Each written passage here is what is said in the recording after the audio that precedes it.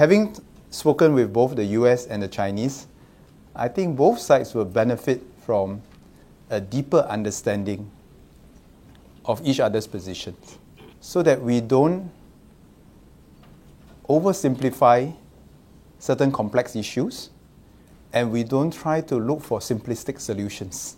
Neither the Chinese nor the US society is monolithic. Both countries, both societies face certain internal dynamics. And we should never underestimate the capabilities or capacities of both leadership. We should never underestimate the challenges, domestic and external, that both leaderships have to deal with.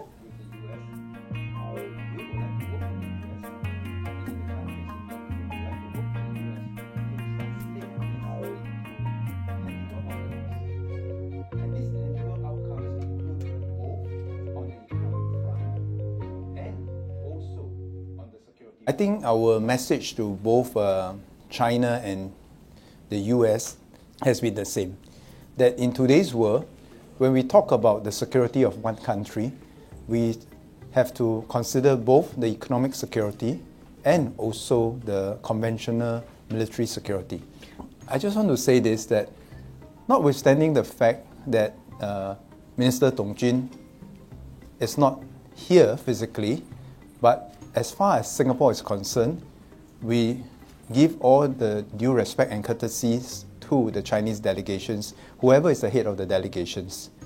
I always encourage both the US and the Chinese to try to meet each other so that they can have a frank exchange of opinions. I'm not saying that they must agree with everything each other say, but even if they don't agree with what the other parties say, it is important for them to hear what each other say, and perhaps more important, to understand why each party say what they say. And this is something that a third party cannot so easily do, right? And I think from the conversation over the last few days, particularly with the European partners and the Asian partners, people are coming around to a deeper appreciation that all of us, as countries other than the US and China, all of us have responsibilities, all of us have agency, and all of us can do something. We don't have to jump onto the bandwagon of choosing sides, but we all can play our part to uphold the international rule-based order that we want to see. Having spoken with both the US and the Chinese, I think both sides will benefit from a deeper understanding of each other's positions so that we don't oversimplify certain complex issues and we don't try to look for simplistic solutions.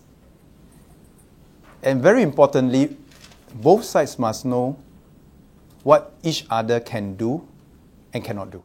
And neither the Chinese nor the US society is monolithic. Both countries, both societies face certain internal dynamics. And we need to appreciate those dynamics to understand why the leadership of both countries are doing what they are doing. And we should never underestimate the capabilities or capacities of both leadership. We should never underestimate the challenges, domestic and external, that both leaderships have to deal with. And if we spend time to deeply appreciate this, then I think we will have a better appreciation of what is possible between both countries in trying to manage some of their differences, some of their challenges. I think the value of Shangri-La Dialogue is not just how many people attend the main sessions and how many main sessions we have. Actually, there's a lot of intense schedule of meetings outside the main sessions, and that adds to the value of Shangri-La Dialogue. If Singapore can provide the coffee and the table and chairs, we will gladly do that. So I think it's not very useful to exchange notes, especially in defense diplomacy. I think it's not very useful to exchange notes via social media. freedom is not free. And I thought it was a very powerful reminder to all of us sitting around the table. If we enjoy freedom, we appreciate freedom, it requires commitment. It requires commitment across different political cycles to have that perseverance to keep our investment in our people, in our capabilities, so that we have real substantive capabilities that we can bring to the table to value add. So that even small countries like Singapore, we can bring something to the table that says that this is my value add, and because of that, we can have a seat at the table.